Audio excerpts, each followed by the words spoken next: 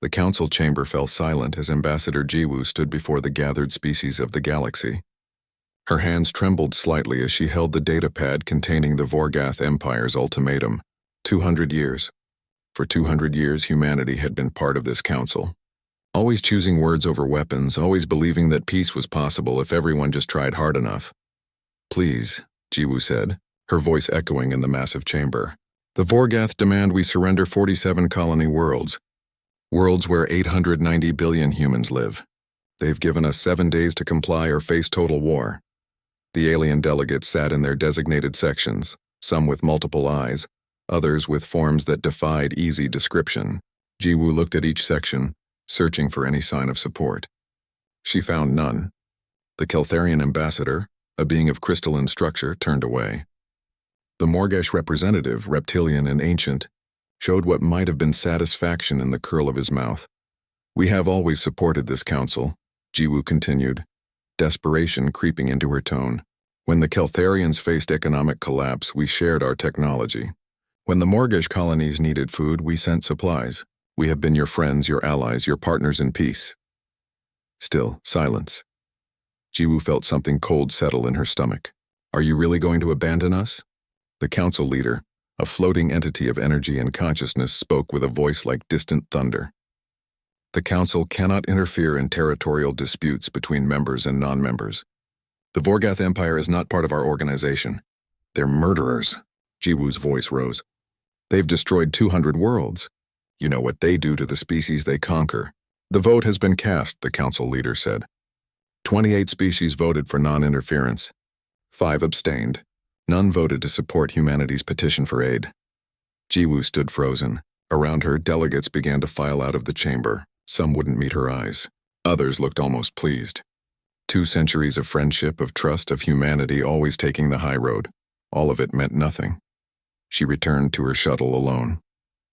The pilot, a young man named Sung Ho, saw her face and asked no questions. They flew back to the human embassy in silence. On Earth, Admiral Bora received Jiwoo's report in her office overlooking the Pacific Ocean.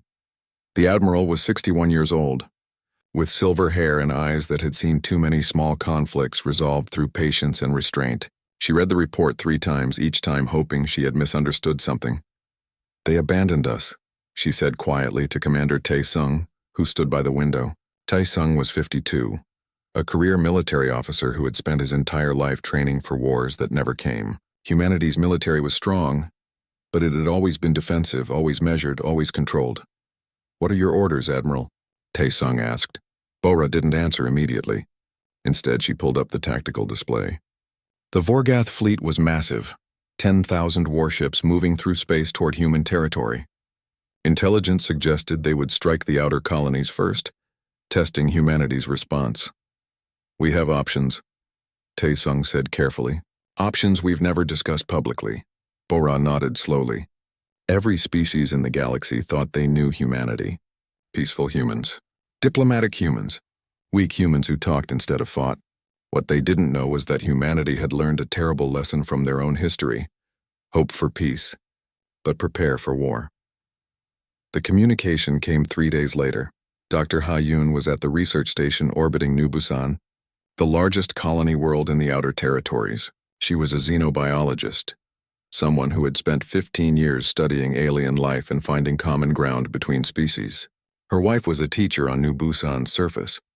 Her 2 children attended school there. Learning about the galaxy's diversity and the importance of understanding, Ha-Yoon was analyzing some data when the alarms began to scream. The Vorgath fleet had arrived. Not in 7 days as promised, but in 3. They didn't bother with communication or negotiation. They simply opened fire. Ha-Yoon ran to the observation deck and watched in horror as the planet below began to burn.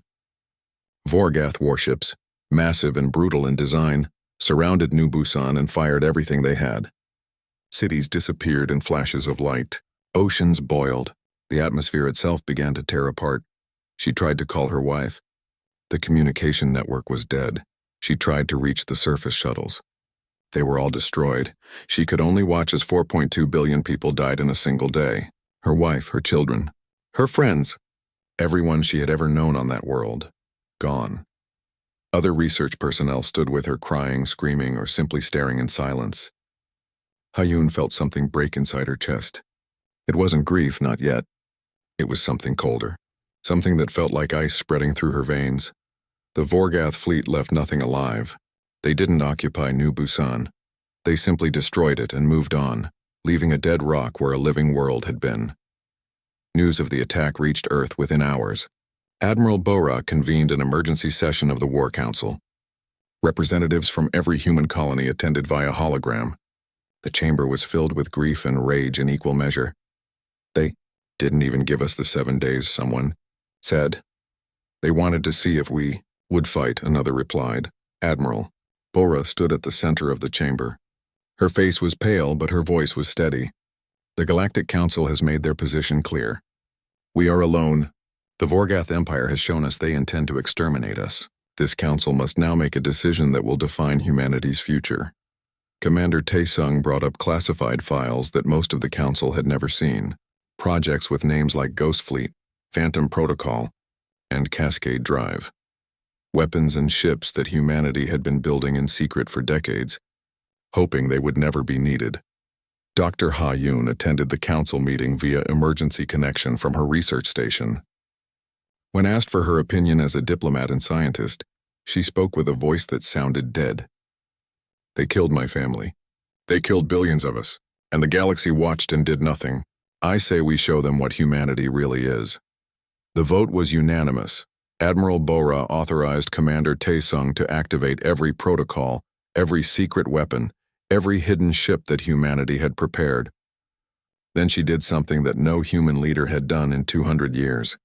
She opened a communication channel to every species in the galaxy. Every world, every ship, every station received the same message. Bora's face appeared on screens everywhere, and when she spoke, her words were final. This is Admiral Bora of United Earth Forces. For 200 years, humanity has pursued peace. We have offered friendship to those who wanted it. We have shown restraint when others showed aggression. We believed that civilization meant finding common ground. That intelligence meant choosing dialogue over destruction. She paused, and something terrible showed in her eyes. The Vorgath Empire has destroyed New Busan and killed 4.2 billion humans. The Galactic Council, whom we called friends and allies, chose to do nothing. So this is humanity's final message. We tried peace. Now you'll witness humanity's retribution. The transmission ended. In the silence that followed across the galaxy, something changed. Humanity had always been the gentle species, the ones who could be ignored or dismissed. Not anymore. Commander Taesung began issuing orders. Captain Sung Ho prepared his squadron. Dr. Ha-Yun started working on projects she had once considered unethical. The galaxy was about to learn what humans had always known about themselves. They were capable of extraordinary kindness and unimaginable violence. For 2 centuries, the galaxy had only seen one side. Now they would see the other. The Vorgath fleet commander was named Krath, and he had conquered 17 worlds in his lifetime. He sat in his command chair aboard the flagship Devastator, watching the tactical display with satisfaction. The human colony of New Busan had been eliminated with barely any resistance. A few defensive satellites had fired back, but they were destroyed easily. The humans had military forces, but they were clearly unprepared for real war. Krath sent his report back to the Vorgath Emperor. Humans are weak. They talk but do not fight. Recommend full invasion of all human worlds. He never received a response. 3 hours after sending that message, Krath's fleet was passing through an asteroid field when the rocks around them began to move. At first he thought it was just gravitational shifts. Then the asteroids opened up and revealed themselves to be ships. 50 ships appeared from nowhere surrounding the Vorgath fleet. They didn't match any human vessel design in the Vorgath database. They were sleek and dark, almost invisible against space itself. Before Krath could even issue orders, the human ships opened fire. The Vorgath lost 30 warships in the first minute. These weren't regular weapons. The human ships fired projectiles that moved faster than sensors could track. They used energy beams that cut through Vorgath shields like they weren't there. And then they disappeared again, vanishing into the darkness of space before the Vorgath could properly return fire. Krath tried to regroup his fleet, but more human ships appeared from different directions. They attacked and vanished like ghosts hunting in the dark. Within an hour, the Vorgath fleet had lost 200 ships and hadn't managed to destroy a single human vessel. The survivors fled in panic. On Earth, Commander Taesung watched the battle reports with General Hyunwoo standing beside him. Hyunwoo commanded the Ghost Fleet, a force that humanity had been building in secret for 50 years. While the galaxy saw humanity's peaceful face, Hyunwoo had been preparing these ships in hidden locations across human space. The Ghost Fleet performed perfectly, Hyunwoo said. The Vorgath never saw them coming. Taesung nodded. Good, let them run back to their empire. Let them tell their leaders what they saw. Fear is a weapon too. The Ghost Fleet was only part of humanity's secret. Dr. Min Seo arrived at the War Council chambers carrying a sealed case. She was 39 years old, brilliant, and had spent the last decade working on Project Phantom, weapons that other species had never imagined. She opened the case on the council table. Inside were small devices, each no larger than a human fist. Quantum displacement weapons, she explained. They don't just destroy matter. They remove it from existence entirely. No explosion, no debris, no evidence. One of these can erase a battleship. Admiral Bora picked up one of the devices carefully. And the others? Causality mines, Minseo continued. Plant them in space and they create temporal distortions. Enemy ships don't just get destroyed, they experience time differently. Crew members age decades in seconds, or they get trapped in time loops, or their ships arrive at destinations before they left. It drives them insane. And this? Commander Taesung pointed to a data chip. Neural network viruses, Minseo said. Every species has different brain structures. We've been studying alien neurology for years. These viruses are designed to infiltrate alien computer systems and then target the specific neural patterns of whoever's using them. For example, a virus designed for Vorgath will make them see things that aren't there, make them attack their own allies, make them completely lose coordination. The council members looked at each other. This wasn't the humanity that the galaxy knew. This was something else entirely. How long have we been developing these? Someone asked. Since we joined the Galactic Council, Minseo answered. We hoped we'd never need them. But we prepared anyway. Lieutenant Dayun volunteered for the first infiltration mission. She was 26, trained in special operations, and angry about what happened to New Busan. Her brother had been living there with his family. She took a small team and infiltrated a Vorgath command station in neutral space. The Vorgath were confident in their security, never imagining that humans would dare to strike at them directly. Dayun and her team moved through the station like shadows, avoiding patrols and security systems. They reached the central computer core. Dayun uploaded the neural virus that Dr. Hyun had designed specifically for Vorgath brain structures. Hyun was no longer just a biologist. She had become something colder, using her knowledge of alien life to create weapons instead of understanding. The virus spread through the Vorgath military network in minutes. 3 Vorgath fleets suddenly lost all coordination. Ship commanders started seeing enemy vessels that weren't there. They fired on each other, convinced they were under attack from multiple directions. Entire fleets tore themselves apart while human forces watched from a distance. The Vorgath High Command realized something was terribly wrong, but they couldn't figure out what. Their ships were destroying each other and they had no idea why. Captain Sung Ho led a squadron of 12 fighters on the next mission. These weren't normal fighters. They were equipped with experimental drives that allowed them to jump in and out of normal space. The pilots called them blink ships because they could appear, attack, and disappear in seconds. Sung Ho's target was a Vorgath supply convoy bringing resources to their frontline fleets. The convoy was guarded by 50 warships, confident they were safe in Vorgath-controlled space. The blink ships appeared in the middle of the convoy without warning. They fired quantum displacement weapons at the supply ships. The massive cargo vessels simply vanished from existence, leaving the Vorgath guards confused and terrified. Before the Vorgath could respond, the blink ships were gone. They appeared again 30 seconds later from a different direction. More supply ships vanished.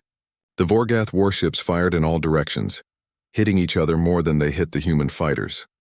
Sung Ho's squadron destroyed the entire convoy without losing a single ship. The Vorgath guards who survived reported that they had been attacked by ghosts. Back on Earth, Admiral Bora received reports from multiple fronts. The Ghost Fleet had destroyed 6 more Vorgath formations. Special operations teams had sabotaged 4 Vorgath military bases. The neural viruses had turned 3 entire fleets against each other.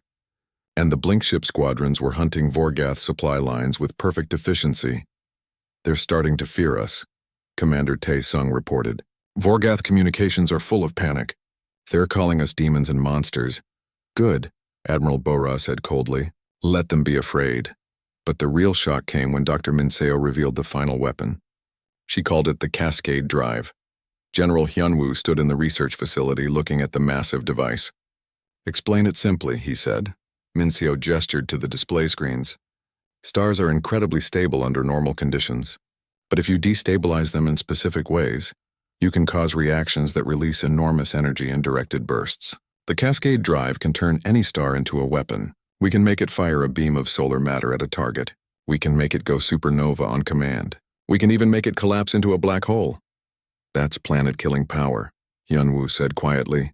"Yes," Minseo agreed. "It's meant to be a deterrent. Show it once and nobody will ever threaten humanity again." The Galactic Council was watching all of this with growing horror. The peaceful humans, the diplomatic humans, the weak humans, they were gone. In their place was a species that fought with calculated precision and terrifying technology. Some species began to whisper among themselves. "Where did they get this technology?" they asked. "How long have they been preparing?" The answer was simple. Humanity had always had this capability. They had just chosen not to use it. For 200 years they had genuinely tried peace, but they had never stopped preparing for war because humans knew their own history. They knew what happened when you were unprepared for violence. Ambassador Jiwoo addressed the Galactic Council again, but this time her tone was different. She wasn't pleading or begging. She was informing. "The Vorgath Empire has lost 600 warships in 2 weeks," she said. "They haven't destroyed a single human military vessel. This is what happens when you mistake patience for weakness. This is what happens when you abandon your allies." The council chamber was silent. "Humanity tried to do things your way," Jiwoo continued. "We believed in your rules, your laws, your promises of peace and cooperation. You showed us those were lies, so now we'll do things our way." She ended the transmission and returned to her ship. Captain Sung-ho was waiting for her, now promoted to her personal pilot and guard. "Where to, Ambassador?" he asked. "Earth," she said. "I have a war to help run." The galaxy was starting to understand a terrible truth. Humanity hadn't been weak during those 200 years of peace. They had been merciful. There was a difference, and the Vorgath Empire was learning it the hard way. Commander Tae-sung issued his next orders. The Ghost Fleet would begin offensive operations deep in Vorgath space. Special operations teams would continue their sabotage missions. The blink ship squadrons would destroy every supply line they could find, and soon, the galaxy would see the Cascade Drive in action. General Hyunwoo delivered a message to the Vorgath Empire on an open channel. "You mistook." The Vorgath Emperor Thrak sat on his throne of bone and metal, surrounded by his military advisors. For the first time in his long life, he felt something unfamiliar: doubt. The reports coming from the front lines made no sense. How could the weak humans be destroying his fleets? How could they appear and disappear like spirits? How could they turn his own ships against each other? "Send everything," he ordered. "Gather every warship from every conquered world. If the humans want war, we'll drown them in our numbers." His advisors bowed and left to carry out the orders. But one of them, an intelligence officer named Vorn, stayed behind. "My Emperor," Vorn said carefully, "perhaps we should consider negotiation. The humans are not what we thought." Emperor Thrak's eyes blazed with rage. "The Vorgath do not negotiate with prey. We conquer or we die. Those are the only options our people understand." Vorn bowed lower and said nothing more. But he thought to himself that perhaps the Vorgath had finally found prey that could bite back. On Earth, Commander Tae-sung presented the War Council with a new strategy. He called it the Doctrine of Total War. "The Vorgath made a mistake," Tae-sung explained, pointing to the galactic map. "They thought destroying New Busan would make us surrender. Instead, it freed us from restraint. They showed us they don't respect mercy or honor. So we'll show them what happens when humanity stops holding back."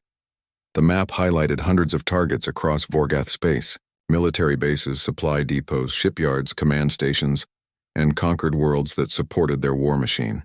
Every single one was marked for destruction. We don't just fight their fleets, Taesung continued. We destroy their ability to wage war. Every resource they have, every support structure, every advantage, we take it away. And we do it fast before they can adapt. Admiral Bo-Ra approved the plan immediately. Begin operations. Colonel Jae-hyun commanded the Reaper Corps, humanity's most elite soldiers. They weren't just trained, they were enhanced with technology that improved their speed, strength, and reflexes. 200 years of medical advancement had made them into something close to superhuman. Jae-hyun was 38, a veteran of peacekeeping operations who had never expected to fight a real war. But when New Busan fell, he had volunteered for the enhancement program. Now he led 500 Reapers, and their reputation was growing with each mission. Their target was a Vorgath capital ship called Dominator, a massive vessel that served as a mobile command center for Vorgath fleets. The ship carried 15,000 Vorgath warriors and was considered impregnable. The Reapers approached in stealth pods, too small for Vorgath sensors to detect. They latched onto the hull and cut their way inside. Once in the corridors, they moved like death itself. Vorgath warriors were 7 feet tall, covered in thick scales, and bred for combat. But they had never faced anything like the Reapers. The enhanced humans moved faster than Vorgath eyes could follow. They used weapons that cut through Vorgath armor like paper, and they fought with a cold efficiency that terrified even these brutal warriors. Colonel Jae-hyun led his team through the ship's corridors, clearing section after section. The Vorgath tried to mount a defense, but it was useless. Reapers appeared from ventilation shafts, from ceiling panels, from behind corners. They were everywhere and nowhere. Within 4 hours, the Dominator was cleared. 15,000 Vorgath were dead. The Reapers had lost 3 soldiers. Jae-hyun stood on the ship's bridge and broadcast a message to all nearby Vorgath forces. This is what happens when you make humans angry. This is what we do when you take away our mercy. Then he activated the ship's self-destruct and evacuated with his team. The Dominator exploded in a flash of light that could be seen from 3 star systems away. Vorgath military communications began to spread a new fear. Never let the humans board your ships. Never fight them in close combat. These Reapers were like monsters from nightmares. Commander Yu-jin captained the warship Eternal Fury, the first vessel equipped with the Cascade drive. She was 43, calm under pressure, and chosen specifically because she could make hard decisions without hesitation. Her target was a Vorgath fortress system, orbiting a red dwarf star called Korath. The system held military stations, shipyards, and training facilities. 10 billion Vorgath military personnel were stationed there, making it one of the Empire's most important strategic locations. The Eternal Fury entered the system alone. Vorgath sensors detected it immediately, and 300 warships moved to intercept. They thought one human ship was no threat, even if it was large. Commander Yu-jin let them approach. Then she activated the Cascade drive. The device sent specific energy pulses into the red dwarf star at its center. These pulses destabilized the star's magnetic field, causing a massive coronal mass ejection.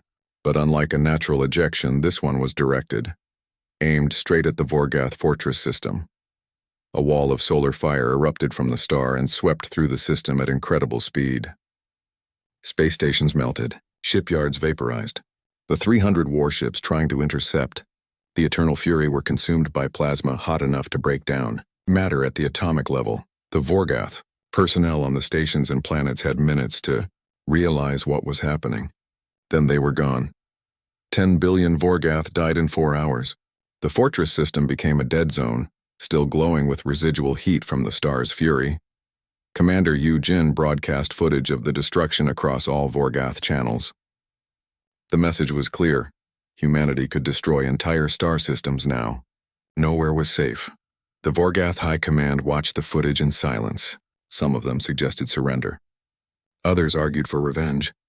But all of them now understood that humanity was not just dangerous, they were extinction-level dangerous. Back on Earth, Dr. Ha-yoon worked in her laboratory with scientist Dong-hyun. Dong-hyun was 51, brilliant and deeply uncomfortable with what they were creating. He called it the Extinction Protocol. It's a biological weapon, Dong-hyun explained to the War Council, designed specifically for Vorgath genetics. It won't affect humans or any other known species, but for Vorgath it's completely lethal. It works by targeting their neural system, causing massive cellular breakdown. Death is certain and fast. Admiral Bora looked at the weapon data on her screen. And it's contagious? Extremely, Dong-hyun said. One infected Vorgath can spread it to hundreds before showing symptoms. Within weeks, it could spread across their entire empire. This is genocide, someone said quietly. Yes, Dr. Ha-yoon answered, her voice emotionless. It is just like what they did to New Busan was genocide. The question is whether we use it or not.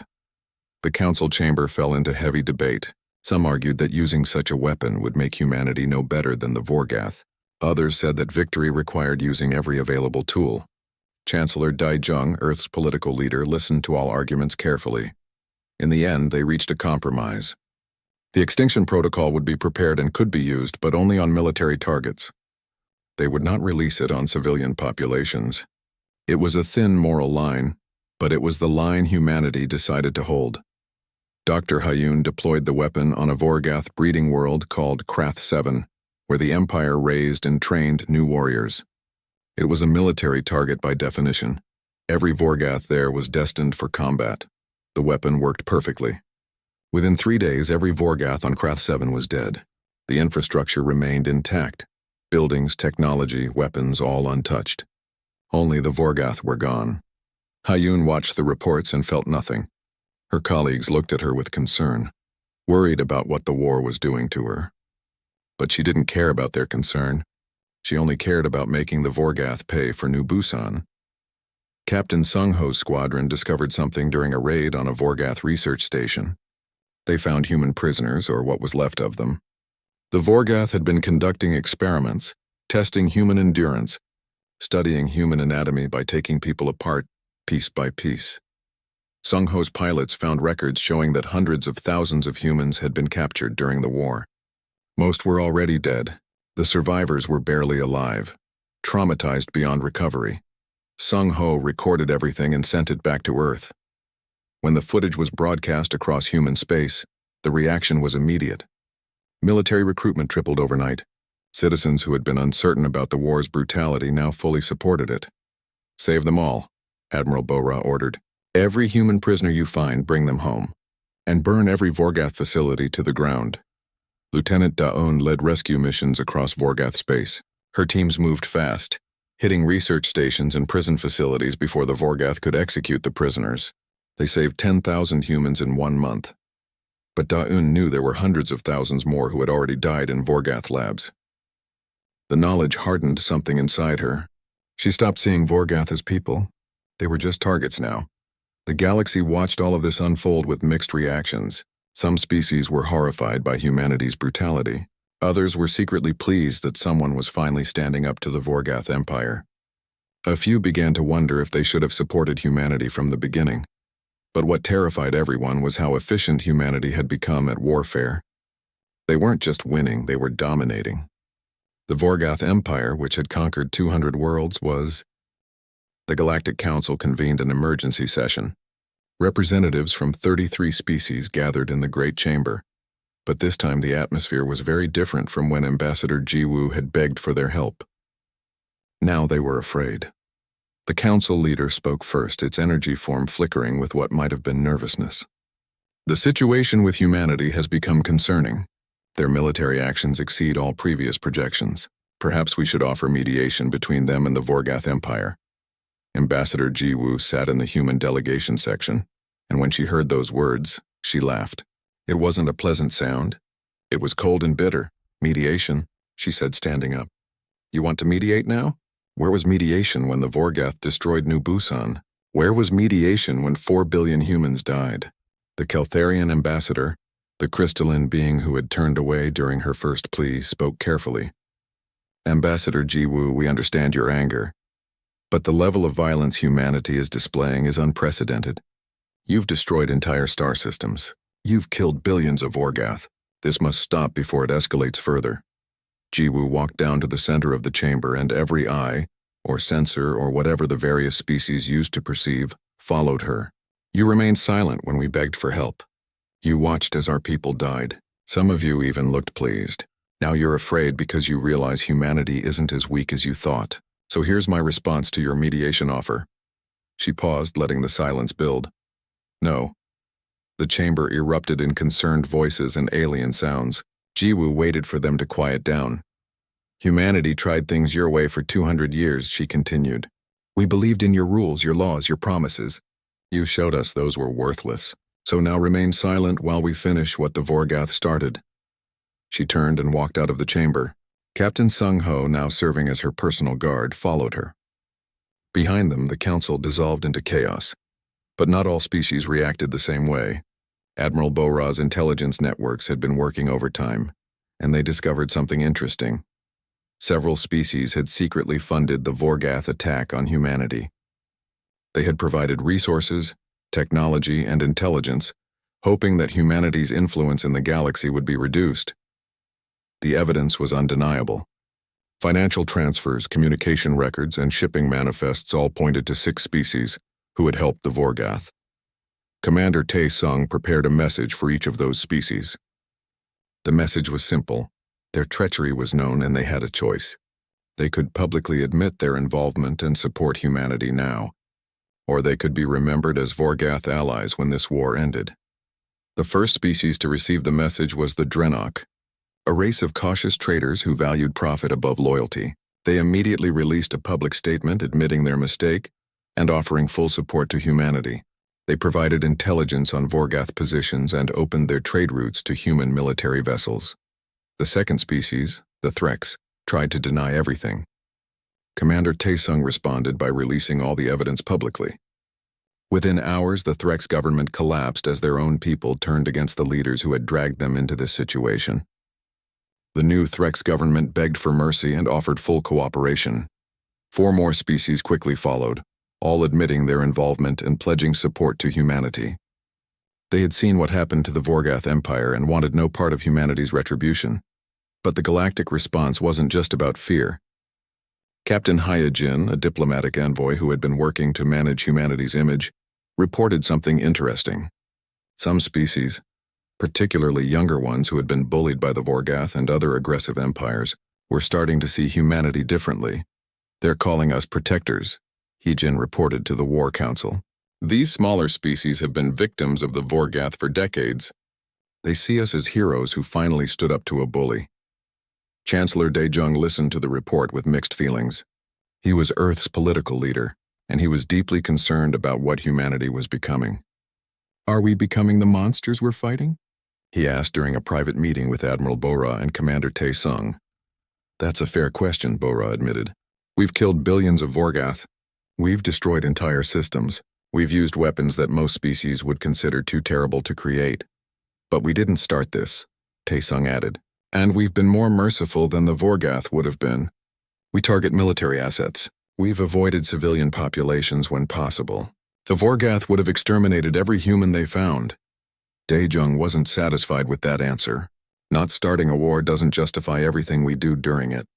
We need to maintain our humanity even while we fight. That conversation led to the creation of the Mercy Division. Commander Woo Jin, a 49-year-old officer known for his compassion and strategic thinking, was chosen to lead it. The Mercy Division's mission was controversial. They would evacuate Vorgath civilians from war zones, provide medical aid to wounded enemies, and ensure that humanity's violence remained focused on military targets. Many humans were angry about this, believing the Vorgath deserved no mercy. They didn't show mercy to New Busan, someone argued in the military command chat channels. Which is exactly why we must, Woo Jin responded. If we become like them, they've won even if we destroy their empire. The Mercy Division's first operation was on a Vorgath colony world that was about to become a battlefield. Woo Jin's teams evacuated 3 million Vorgath civilians, mostly children and elderly, to neutral space before military operations began. The galaxy watched in confusion. Humans were saving Vorgath lives, but not everyone in humanity supported this approach. The division was controversial and deeply unpopular among citizens who had lost loved ones. General Hyunwoo supported Woo Jin publicly but admitted privately that he understood the anger. People want revenge, Hyunwoo said. They want the Vorgath to suffer like we suffered. And they are suffering, Woo Jin replied. But we don't have to become genocidal monsters to win this war. Meanwhile, Dr. Ha-Yun was working on the next deployment of the extinction protocol. She had changed since New Busan. Everyone who knew her said so. She worked 20-hour days, barely ate, never smiled. She had become a machine for creating death. Scientist Dong Hyun watched her with growing concern. One day he confronted her in the laboratory. "Ha-Yun, you need to stop. You need to rest to process your grief." She looked at him with empty eyes. "I'll rest when the Vorgath are defeated. Until then, I have work to do." "This is destroying you," Dong Hyun said gently. "Your family wouldn't want this." Ha-Yun's face twisted with anger. "My family is dead. Don't tell me what they would want. They're ash floating in space where New Busan used to be." She turned back to her work and Dong Hyun left quietly. He reported his concerns to the medical staff, but they couldn't force her to take leave. She was too valuable to the war effort. The war was saving humanity but destroying humans. Captain Sung-ho's squadron made another terrible discovery during a raid. They found a Vorgath research facility that had been conducting experiments on human prisoners. But these experiments were worse than the previous ones. The Vorgath had been trying to create biological weapons specifically designed to target human genetics. The evidence showed that if the Vorgath had succeeded, they could have released diseases that would have killed every human in the galaxy while leaving other species untouched. They had been planning genocide on a scale that made even the destruction of New Busan look small. Sung-ho sent the evidence to Earth immediately. When it was released to the public, any remaining sympathy for the Vorgath evaporated. Even members of the Mercy Division found it hard to maintain their compassion. "They were planning to kill all of us," one of Wu Jin's team members said. "Every human everywhere. How do we show mercy to that?" Wu Jin had no good answer. He continued his work, but the weight of it was crushing. Lieutenant Da-un led more rescue missions, and with each one, she found more evidence of Vorgath atrocities. Human prisoners who had been tortured for months, children who had been taken from colonies and used in experiments, bodies that had been dissected while the victims were still alive. Da-un stopped sleeping well. She would close her eyes and see the faces of the people she couldn't save. Her team noticed that she had become more violent during operations, showing less restraint when engaging Vorgath forces. "Lieutenant, are you okay?" one of her soldiers asked after a particularly brutal mission. "I'm fine," Da-un lied. "Let's move to the next target." But she wasn't fine. None of them were. The war was taking a toll on everyone who fought it. The Galactic Council tried one more time to intervene. They sent a delegation to Earth, hoping to speak with human leadership about ending the conflict. Chancellor Dae Jung agreed to meet with them, but Admiral Bo-Ra and Commander Tae-sung attended as well. The alien delegates spoke about peace, about finding common ground, about the importance of civilization and restraint. Chancellor Dae Jung listened politely, but when they finished, Admiral Bo-Ra responded. 200 years, she said quietly. For 200 years, humanity showed restraint. We were civilized. We sought common ground. We believed in your system. And when we needed you most, you abandoned us. 4 billion humans died. Commander Tae-sung stood on the bridge of his flagship, looking at the tactical display. Before him lay the Vorgath homeworld, the heart of the empire that had started this war. His fleet numbered 20,000 ships, all battle-tested and ready. After 6 months of warfare, humanity had torn through the Vorgath empire like a storm through paper. The homeworld was defended by the last remaining Vorgath forces, 5,000 ships, and countless ground defenses. It would be a brutal fight, but Tae-sung had no doubt about the outcome. Humanity had learned how to wage war with terrible efficiency. "All ships," he said into the communication system, "prepare for final assault." But before he could give the order to attack, a message came through on all channels. It was Emperor Thrak himself, speaking from his palace on the homeworld below. "Commander Tae-sung of Earth." The Emperor's voice was different now, not proud or arrogant, but tired and broken. "I request immediate negotiation. The Vorgath Empire surrenders unconditionally. I offer you anything, territory, resources, technology, slaves, anything to preserve my species, please. No more death." Tae-sung didn't respond immediately. He forwarded the message to Earth and waited for Admiral Bo-Ra's decision. On Earth, the War Council gathered in emergency session. The question before them was simple but carried enormous weight. What did they do with the Vorgath now? Dr. Ha-Yun spoke first. Her voice was cold and emotionless. "Exterminate them. They showed us no mercy. They planned to genocide our entire species. They killed billions of us. The galaxy will be safer without them. Several council members nodded in agreement. The desire for revenge was strong, but Commander Wu Jin stood and presented a different view. If we exterminate them, we become exactly what we've been fighting against. We become the monsters. The galaxy will never trust us again, and more importantly, we'll never be able to trust ourselves. They murdered my family. Hayun's voice cracked for the first time in months. They murdered billions of us. And you want to show them mercy? Yes, Wu Jin said softly. Because that's what separates us from them. They chose genocide. We can choose differently. The debate went on for hours. Some argued that humanity had a right to vengeance. Others said that mercy was strength, not weakness. General Hyunwoo remained silent, understanding both sides too well to choose. Finally, Chancellor Dae-jung called for a vote. The council was split almost evenly. In the end, Dae-jung had to make the deciding choice as Earth's political leader. He thought about New Busan. He thought about the billions who had died. He thought about the future and what kind of galaxy humanity would create. We'll show them the mercy they denied us, Dae-jung said slowly. But the galaxy will know what it cost us to stay human. His decision was final. Admiral Bora transmitted the terms to Emperor Thrak. The Vorgath Empire would be completely dismantled. All conquered territory would be freed. The Vorgath military would be dissolved and forbidden to reform for 100 years. Vorgath territory would be placed under human oversight for a century to ensure compliance, and the Emperor and his entire government would stand trial for war crimes. But the Vorgath species would be allowed to survive. Emperor Thrak accepted the terms immediately. He had no choice. His empire was broken, his fleets destroyed, his people terrified of what humanity would do next. Commander Tae-sung's fleet entered orbit around the Vorgath homeworld without firing a shot. The remaining Vorgath ships powered down their weapons and surrendered. It was over. The trial of Vorgath leadership took place on Earth and was broadcast across the entire galaxy. Every species watched as Emperor Thrak and his generals stood before human judges and answered for their crimes.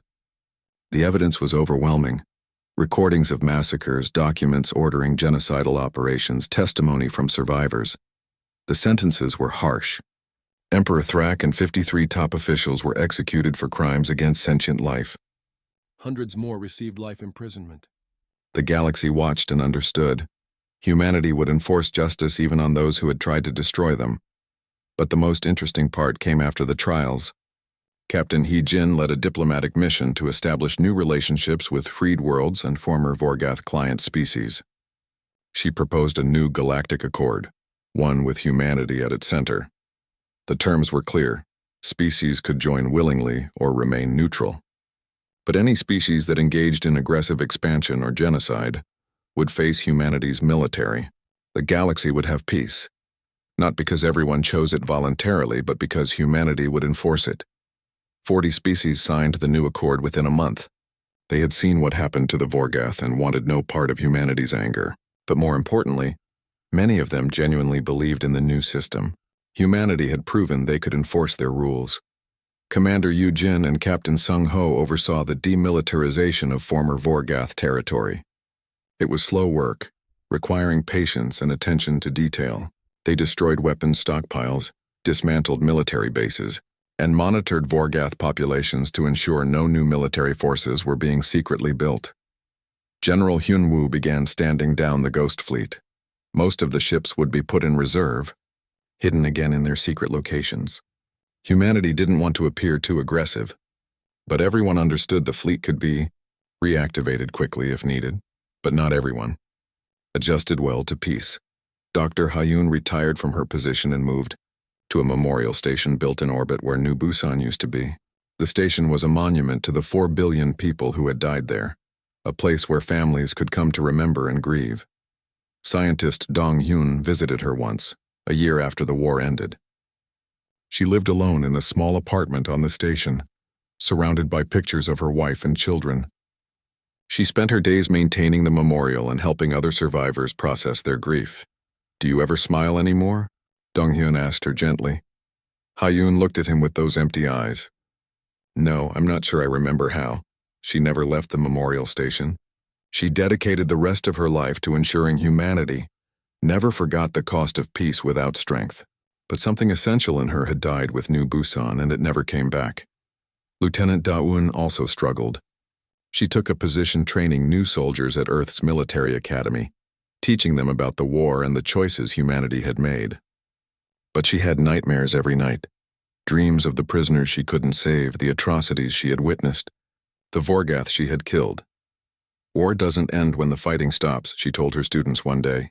It stays with you. The things you see, the things you do, they become part of who you are forever. Her students listened carefully. They understood that their teacher carried heavy burdens from the war. Commander Wu Jin continued leading the Mercy Division, which transformed into a humanitarian organization after the war. They provided aid to worlds recovering from Vorgath occupation and helped rebuild destroyed communities. Wu Jin found some peace in this work, but he never forgot the difficult choices he had made. Ambassador Jiwoo addressed the new Galactic Council, which now met on Earth instead of the old neutral station. She stood before representatives from across the galaxy and delivered a message that would define humanity's role for generations. Humanity tried peace, she said. We believed in diplomacy and cooperation and the goodness of civilization. You taught us that belief wasn't enough. You taught us that nice words mean nothing without the strength to back them up. 4 billion humans died because we trusted you. The chamber was completely silent. We're not going to make that mistake again, Jiwoo continued. From now on, humanity will lead this galaxy. We'll enforce peace, punish aggressors, and protect those who can't protect themselves. You can join us willingly or you can stay out of our way. But you cannot ignore us anymore. She paused and looked around at all the different species. We didn't want to be warriors. We wanted to be your friends, but you forced us to become something else. Now we bear that burden so others won't have to. The speech was broadcast everywhere. Some species resented humanity's new dominance. Others were relieved that someone strong was in charge. But everyone understood that the galaxy had changed forever. Years later, Admiral Bora stood at the New Busan Memorial with Commander Tae Sung beside her. They were both older now, with more gray hair and deeper lines on their faces. They came to the memorial every year on the anniversary of the attack. They stood in silence, reading names on the memorial wall. 4 billion names. It took days to read them all, but many people tried. Was it worth it? Tae Sung asked quietly. Everything we did, everyone we killed, was it worth it? Bora didn't answer immediately. She thought about the war, the victories, the weapons they had used, the mercy they had shown at the end. We stopped them, she finally said. We made sure no species will ever threaten humanity again. But the cost, she trailed off. The cost was our innocence, Tae Sung finished. We can never go back to being the peaceful species we were. They stood together in silence. 2 old warriors carrying the weight of billions of deaths, enemy and friend alike. The galaxy would never threaten humanity again. Species that once dismissed them now feared them. Young civilizations looked to them as protectors. The Galactic Council followed their leadership.